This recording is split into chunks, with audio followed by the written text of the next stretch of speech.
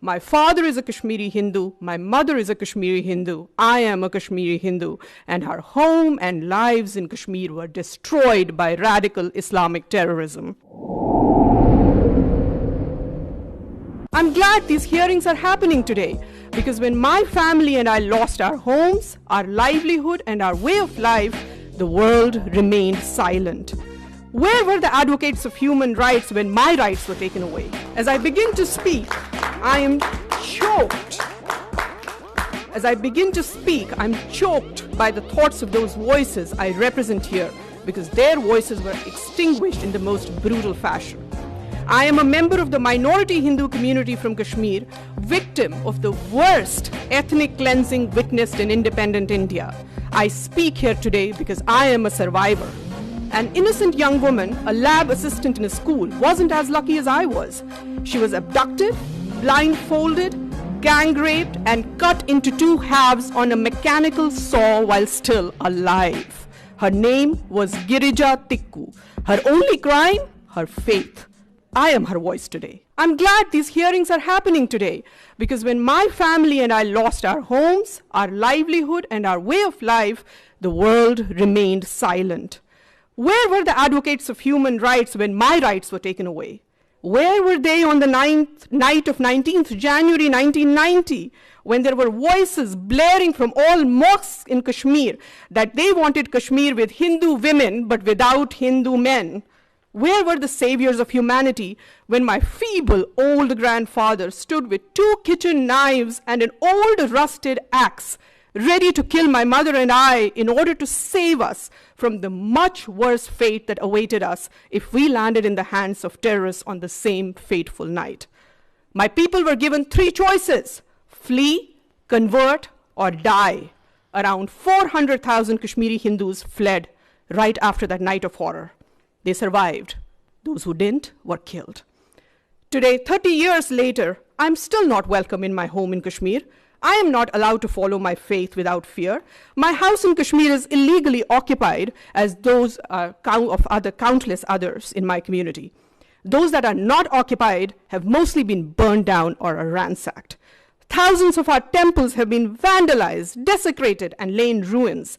Every effort has been made to eradicate Hinduism from Kashmir. Today, Kashmir is home to only one religion. This is by design and is the ultimate violation of human rights. Diversity and acceptance of different views are not the norm in today's Kashmir. It's not just Hindus that have been ethnically cleansed. Sikhs have been massacred. A fatwa was announced against Christian schools in Kashmir, accusing them of luring Muslims to Christianity. What human rights are we talking about when all minorities have either been driven out or silenced? An Islamist state of Kashmir where other religions are not welcome and tolerance of any other viewpoint is absent is no citadel of human rights. This is the society that is being created by Kashmir by those who are talking about human rights. Terrorism, ladies and gentlemen, is the ultimate opponent of human rights. Human rights cannot and should not take precedence over human life. Everyone who stands for freedom, liberty, and right to life should worry about radicalization that fuels terror. A 65-year-old shopkeeper, Ghulam Muhammad Mir, gets killed by the terrorists because he opened his shop to earn his livelihood. Truck drivers and apple traders are shot dead by terrorists for simply wanting to earn their livelihood.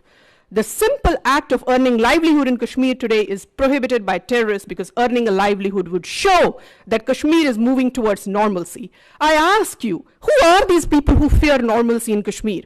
Who are these people who talk about human rights but fear free movement, free thought, and the right to earn livelihood? Abrogation of Article 370 that has raised so much concern around the world is in fact a restoration of human rights. Indian Constitution, which is modeled on the US Constitution. Indian Constitution. Excuse me, everybody. Indian Constitution, which is modeled on the. I want to say, we want to give everybody the respect of listening to them. So I would urge that nobody interrupt. Thank you so much, All right. Chairman. I was saying that Indian Constitution, which is modeled on the US Constitution, is the most liberal document in the world. The Constitution was not applicable to J&K in totality as long as Article 370 was in force.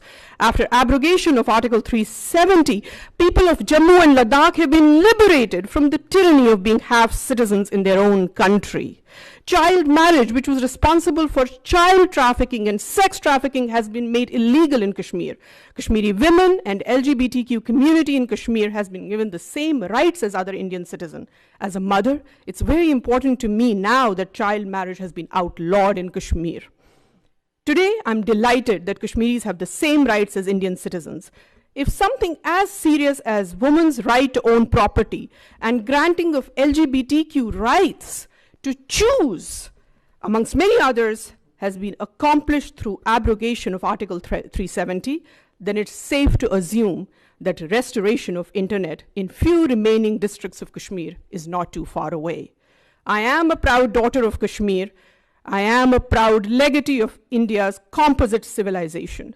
Terrorism has uprooted me and snatched my home from me. I hope my human rights are restored too someday, and the human rights of my community. Thank you. Thank you very much.